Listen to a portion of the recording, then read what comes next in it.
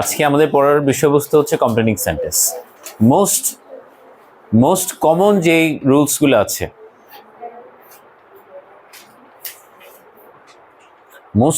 রুলসগুলো আছে, যেগুলো থেকে বারবার পরীক্ষা আসবে, ঠিক আছে, আজকে আমরা সেগুলা পড়ব। ঠিক আছে, most common rules.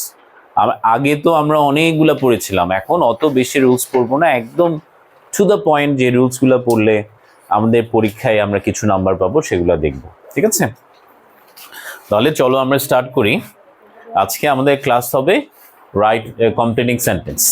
Okay, the most common rules of complaining sentence. ঠিক আছে, তাহলে তুমি কমপ্লেনিং সেন্টেন্সের এই যে বিগত বছরের প্রশ্নগুলো যদি একটু কি করো, তোমার অ্যানালাইজ করো, দেখবা সবচেয়ে বেশি যে স্ট্রাকচারটার দিকে প্রশ্ন হচ্ছে সেটা হচ্ছে ইট ইজ সাই টাইম। সেটা কি? It is Sai time. তাহলে প্রথমে আসো, কোনো একটা সেন্টেন্সের শুরুতে যখন ইট ইজ সাই টাইম থাকবে, কি থাকবে মেয়েরা? ইট ইজ সাই টাইম থাকবে। তোমরা মনে করবা এটার অর্থটা কি হবে? এখনই উপযুক্ত সময় কোনো কাজ করার। আমি আবার বলছি, সেন্টেন্সের শুরুতে, এই শাহিন তুমি পরে মন দাও, সেন্টেন্সের শুরুতে যদি ইট ইজ সাই টাইম থাকে, অর্থটা কি হবে বলো, রেসপন্স করো। কোনো একটা কাজ করা। তোমাকে যেটা মনে রাখতে হবে সেটা হচ্ছে ইট ইজ সাই টাইমের পরে প্রথমে তোমাকে একটা সাবজেক্ট লিখতে হবে, তারপর ভার্ব লিখতে হবে, কিন্তু ভার্বটা খুব কেয়ারফুলি তোমাকে মনে রাখতে হবে, ভার্বটা হবে বি টু অথবা পাস্ট ফর্ম। ঠিক আছে, ভার্বটাকে কোন ফর্মে লিখতে হবে মেয়েরা? পাস্ট ফর্মে লিখতে হবে, দেন অবজেক্ট, এক্সটেনশন এগুলো আমরা লিখবো। ঠিক আছে, তাহলে আমরা বিগত বছরের প্রশ্নগুলো বিশ্লেষণ করলে দেখতে পাবো ওখানে কিছু নির্দিষ্ট প্যাটার্নের কি আসে, বারবার এক্সাম্পল বারবার আসে। আমরা কিছু কমন, তোমাদের যাদের সেন্টেন্স তৈরি করতে একটু কষ্ট হয় বা সেন্টেন্স তৈরি করতে তোমরা যারা একটু মানে করতে গিয়ে ভুল হয়ে যায়, তাদেরকে আমি কিছু কমন সেন্টেন্সেস বলে দিই, যেগুলো তোমরা পরীক্ষায় অন্তত মুখস্থ করে গেলে সেখান থেকে একটা কি করতে পারবা, লিখতে পারবা। তাহলে আসো দেখো, তুমি দেখবা ইট ইজ সাই টাইমের পরে সাধারণত 5 ধরনের কথা তোমাকে বলতে হতে পারে। প্রথমত, যদি সেন্টেন্সটা দেখো কোনো একটা সামাজিক সমস্যা নিয়ে লেখা আছে, সেটা হতে পারে দুর্নীতি, যৌতুক, বাল্যবিবাহ, এই ধরনের কোনো সামাজিক সমস্যা। দুর্নীতি ইংরেজি কি? করাপশন। ডাউরি, প্রিম্যাচিওর ম্যারেজ, এই ধরনের কোনো সোশ্যাল প্রবলেম নিয়ে যদি ওই লাইনটা থাকে, তখন তুমি ইট ইজ সাই টাইমের পরে কি লিখবা? We took steps against it. We আমরা, সাবজেক্ট, টেক নেয়া, তাহলে এটার পাস্ট ফর্ম কি লিখছি? টুক। স্টেপ মানে পদক্ষেপ, এগেইনস্ট ইট এটার বিরুদ্ধে, আমরা এটার বিরুদ্ধে পদক্ষেপ নেওয়ার এখনই সময়। তাহলে যখনই কোনো সমস্যার কথা থাকবে, সেটা করাপশন হোক, সেটা ডাউরি হোক, সেটা প্রিম্যাচিওর ম্যারেজ হোক, আমরা কি লিখবো? উই টুক স্টেপস এগেইনস্ট ইট।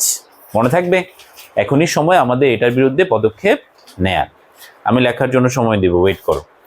দেন যদি দেখো কোনো পরিবেশগত সমস্যার কথা আছে, কিসের কথা আছে? পরিবেশগত সমস্যা। সেটা হতে পারে pollution, environment pollution, sun pollution, water pollution, river pollution, এরকম কোনো পলিউশনের কথা আছে। অর জলবায়ু পরিবর্তন, যেমন climate change, green house effect, global warming, এরকম অনেক প্রাকৃতিক সমস্যা আছে না? তখন তোমরা কি লিখবা? উই রিডিউসড, আমরা হ্রাস করব, দ্য কজেস অফ, এখানে একটা ড্যাশ দিবা তোমরা লেখার সময়, কি দিবা? ড্যাশ। এখানে যদি প্রশ্নে যদি সাউন্ড পলিউশন নিয়ে আসে, তখন তুমি বলবা we reduce the causes of sound pollution. এখনই সময় আমাদের শব্দ দূষণের কারণগুলো কমানোর বা হ্রাস করার।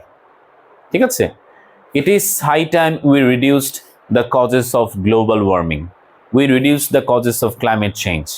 অফের পরে যে সমস্যাটা প্রথম লাইনে থাকবে সেই সমস্যাটার কথা তুমি এখানে লিখবা। এখানে একটা ড্যাশ দেওয়া দরকার ছিল। ঠিক আছে, এবার 3 নম্বরে আসো।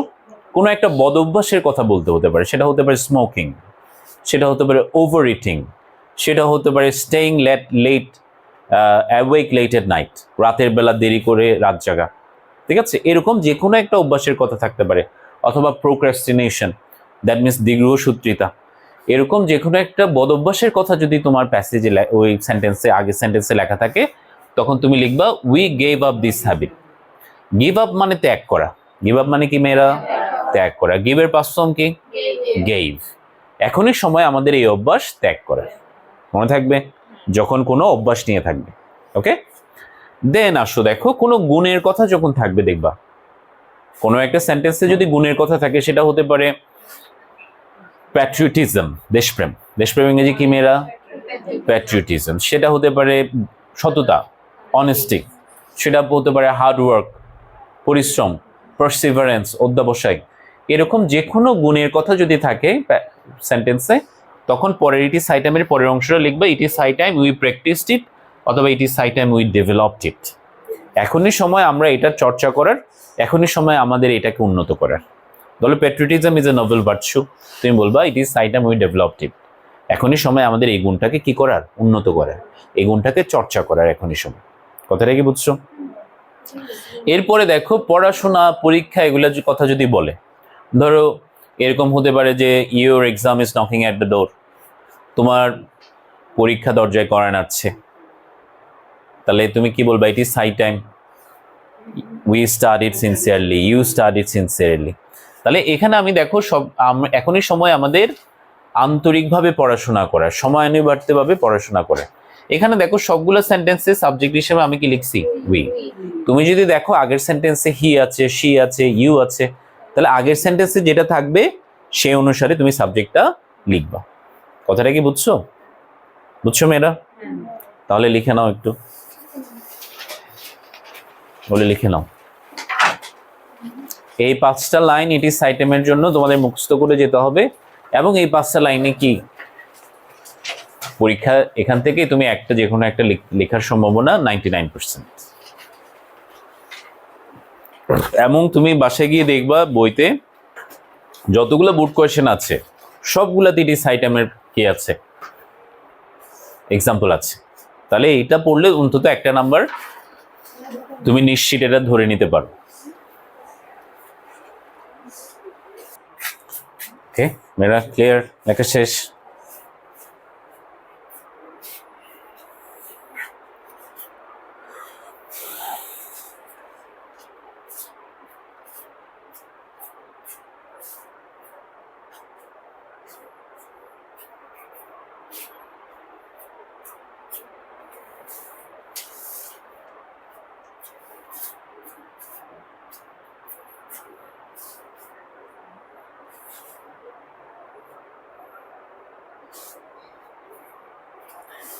তোমরা এই 5টা সেন্টেন্স মুখস্থ করে রাখতে পারবে না মেয়েরা?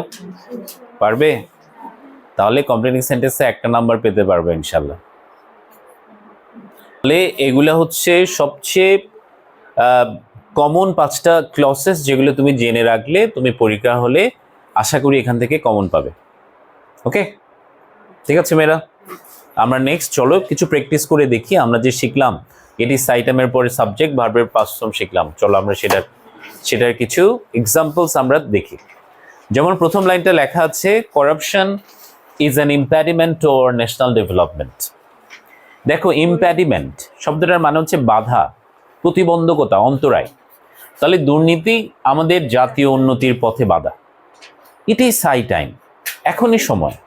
তোমাদেরকে বলেছিলাম যখন সামাজিক সমস্যা থাকবে তখন কি লিখবা তুমি? উই টুক স্টেপস এগেইনস্ট ইট। এই যে লিখছে দেখো, উই টুক স্টেপস এগেইনস্ট ইট। তাহলে এখনই সময় আমাদের এটার বিরুদ্ধে পদক্ষেপ নেয়া। নেক্সট লাইনটা দেখো, climate change is threatening our planet. আমরা থ্রেটেন মানে জানি হুমকি দেয়া। থ্রেটেন মানে কি? তাহলে জলবায়ু পরিবর্তন আমাদের গ্রহকে হুমকিতে ফেলে দিচ্ছে। It is high time. তাহলে জলবায়ু পরিবর্তন একটা পরিবেশগত সমস্যা না? পরিবেশগত সমস্যার ক্ষেত্রে আমরা কি বলবো? We reduce the causes of বলে কি বলবো? Climate change. মনে আছে? এই তোমরা সবাই বুঝছো তো বিষয়টা? তাহলে আমরা বলবো we reduce the causes of climate change. ঠিক আছে, নেক্সট প্রশ্নটা দেখো, ট্রাফিক কনজেশন। আমরা ট্রাফিক জ্যাম শুনেছি, রাইট? এই জ্যামের সিনোনিম হচ্ছে কনজেশন। ঠিক আছে, ট্রাফিক জ্যাম একই কথা। ইন বিগ সিটিজ ইজ গেটিং ওয়ার্স। তাহলে বড় শহরগুলোতে ট্রাফিক জ্যাম এর খুব অবনতি হচ্ছে, মানে আরো খারাপ হয়ে যাচ্ছে। ইট ইজ হাই টাইম, এখনই সময়। তাহলে ট্রাফিক জ্যাম এটা একটা সমস্যা না? তুমি ট্রাফিক জ্যামের বিরুদ্ধে পদক্ষেপ নিতে পারো, অথবা ট্রাফিক জ্যামের কিছু কারণ আছে না, যেমন ট্রাফিক জ্যামের অনেকগুলো কারণ আছে না, ওই কারণগুলোও তুমি কমাতে পারো। দুভাবেই তুমি বলতে পারো না, উই টুক স্টেপস এগেইনস্ট ইট বলতে পারো, অথবা we reduce the causes of traffic কনজেশন। প্রথম দুইটার যে কোনো একটা দিয়ে তুমি লিখতে পারো। মেয়েরা কত শুনছো না?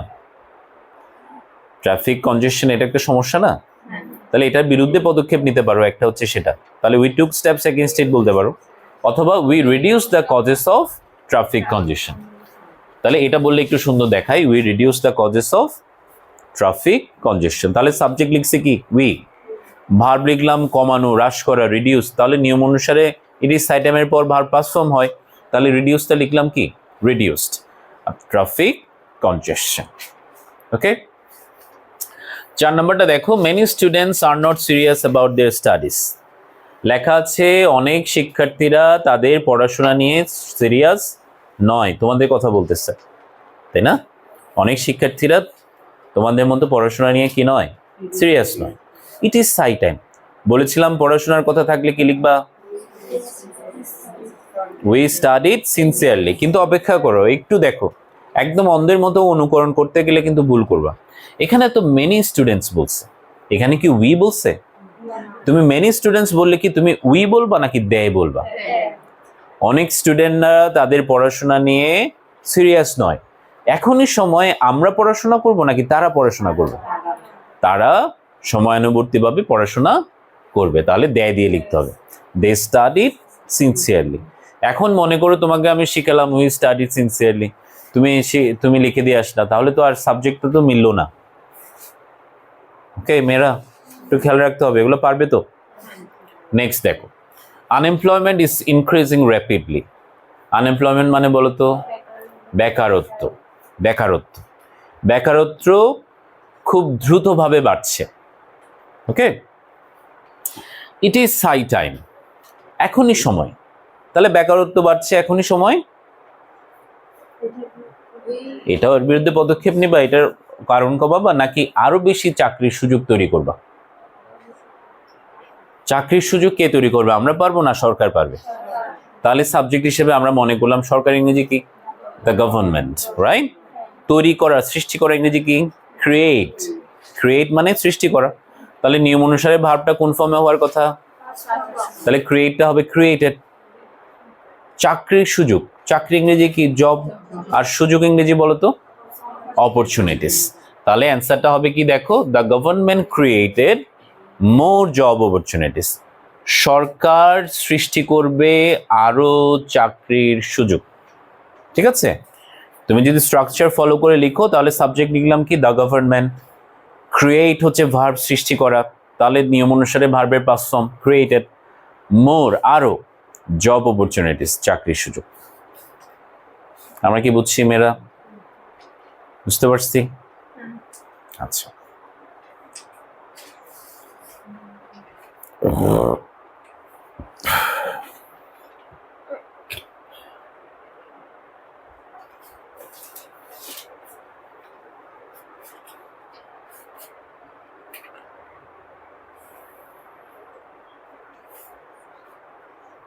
নেক্সট, আমরা নেক্সটে যাই, চলো।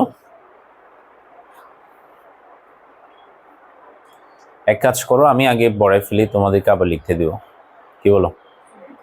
হ্যাঁ, মাঝখানে অনেকগুলো সময় আমাকে স্টপ থাকতে হচ্ছে। হ্যাঁ, তাহলে আসো আমরা পরের স্লাইডে যাই, তুমি একসাথে লিখো সবগুলো। হ্যাঁ, আমি তোমাদের সময় দিব। তারপর আসো, দেখো তোমাদের ওখানে লেখা আছে প্লাস্টিক পলিউশন। প্লাস্টিকের দূষণ। প্লাস্টিকের দূষণ হয় তোমরা জানো?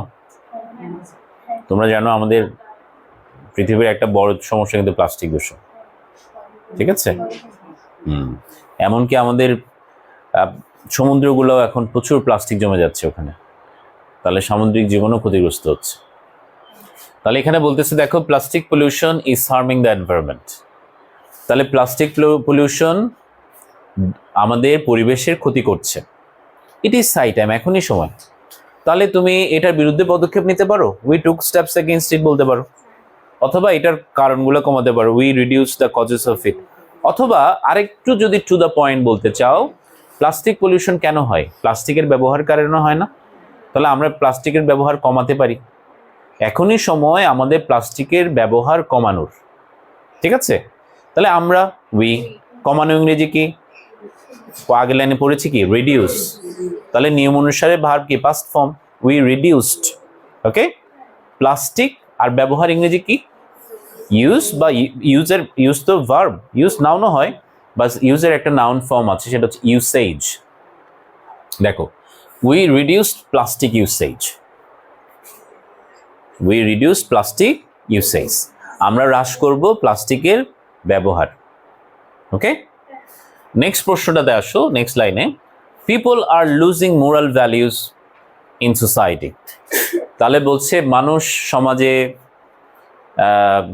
মোরাল ভ্যালিউস, নৈতিক মূল্যবোধ হারিয়ে ফেলছে না সমাজে? আচ্ছা, এখনই সময়, তাহলে নৈতিক মূল্যবোধ এটা গুণাবলীর কথা না? এই নৈতিক মূল্যবোধ কি গুণ না এটা? তাহলে গুণের কথা বললে আমরা বলছি কি? We developed it, we practised it. এখন এখানে ইট বসানো যাবে না, কেন? দেখো, মোরাল ভ্যালিউস বলছে, এস আছে, তাহলে এটা কি সিঙ্গুলার নাকি প্লুরাল? ওখানে যে ইটটা আমি লিখেছি, ইটটা তো কি? সিঙ্গুলার। এখন সমস্যা হয়ে গেছে, অন্ধের মতো অনুকরণ করতে গেলে ভুল হয়ে যাবে।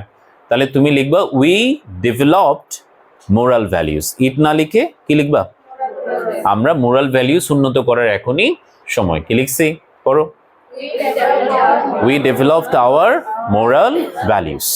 ঠিক আছে, এখনই সময় আমরা আমাদের নৈতিক মূল্যবোধকে কি করব? উন্নত করব। ওকে, নেক্সট সেন্টেন্সে আসো, deforestation is destroying wild life habitats. তাহলে বৃক্ষ নিধন আমাদের বন্য প্রাণীর আবাসস্থলকে ধ্বংস করছে। ইট ইজ হাই টাইম, এখনই সময় আমরা কি করব? বৃক্ষ নিধন বন্ধ করব, রাইট? তাহলে প্রথমে বলো আমরা, বন্ধ করে ইংরেজি বলো স্টপ। বন্ধ করে ইংরেজি কি? তাহলে স্টপের পাস্ট ফর্ম লিখতে হবে না? স্টপড। স্টপের ডাবল পিইডি, কিন্তু পি কয়টা? দুইটা। এবার বৃক্ষ নিধন ইংরেজি কি? ডিফরেস্টেশন। তাহলে ক্লজটা কি দাঁড়ালো? We stopped deforestation, we stopped deforestation. ঠিক আছে, তারপরে সেন্টেন্সে আছো, reading English news paper improves vocabulary. তাহলে ইংরেজি নিউজ পেপার পড়লে আমাদের শব্দ ভান্ডার ইমপ্রুভ হয়। ইট ইজ হাই টাইম, এখনই সময়। আগের লাইনে ইংরেজি নিউজ পেপার পড়ার কথা বলছে, রাইট? তাহলে সবসময় তুমি আগের লাইনের সাথে সামঞ্জস্যপূর্ণ করে পরের লাইনটা করবা। ঠিক আছে, তাহলে তুমি বলবা এখনই সময় আমাদের নিয়মিত ইংরেজি সংবাদপত্র পড়ার, এরকম বলবা না? প্রথমে বলো আমরা, উই। এবার বলো পড়া। স্টাডি মানে পড়াশোনা, এটা একটু বড়। এমনি পড়া ইংরেজি কি? রিড। রিডের পাস্ট ফর্ম কি বলো তো? রিডের পাস্ট ফর্ম কি? একই, তবে উচ্চারণটা চেঞ্জ হবে। We red. রিডের পাস্ট ফর্মের উচ্চারণ কি? যদিও বানানটা সেম, প্রনাউন্সিয়েশনটা ডিফারেন্ট। We red. কি পড়বো আমরা? English news paper. শুধু নিউজ পেপার না, ইংলিশ নিউজ পেপার। কিভাবে পড়বো? প্রতিদিন বললে এভরিডে, ডেইলি, অথবা নিয়মিতভাবে বললে রেগুলারলি। তাহলে লিখছি দেখো, we red English news paper regularly. তোমরা একটা ভুল করো, দেখো এই ইংলিশটা একটা প্রপার নাউন, তোমরা এইটাকে স্মল লেটার লিখো। সব প্রপার নাউনের প্রথম লেটার কি হবে? ক্যাপিটাল লেটার হবে। এটা মাথায় রাখবা। ইংলিশ স্মল লেটার দিয়ে লেখা যাবে না, ইংলিশের কি দিয়ে লিখতে হবে? ক্যাপিটাল লেটার দিয়ে লিখতে হবে। তাহলে বলো এখনই সময় আমাদের নিয়মিতভাবে ইংরেজি সংবাদপত্র পড়ার। ইংরেজি কি হয়? পড়ো, সবাই পড়ো। We red English news paper regularly. তাহলে সাবজেক্ট লিখলাম উই, পড়া অর্থে রিড লিখলাম, পাস্ট ফর্মে সেম, ইংলিশ নিউজ পেপার এখানে তো আছে, আর নিয়মিতভাবে বললে রেগুলারলি। তাহলে সেন্টেন্স বানানো কি খুব কঠিন হয়ে যাবে? লাস্ট সেন্টেন্স আছে, আরো দুটো আছে। Patriotism is a noble virtue. দেশপ্রেম একটা মহৎ গুণ। ইট ইজ হাই টাইম, এখনই সময়। এখনই সময় আমরা এটা চর্চা করব বা এটাকে উন্নত করব, right? We developed it or we practised it. তাহলে আমি উই ডেভেলপড ইট লিখছি। এখনই সময় আমরা এটাকে কি করব?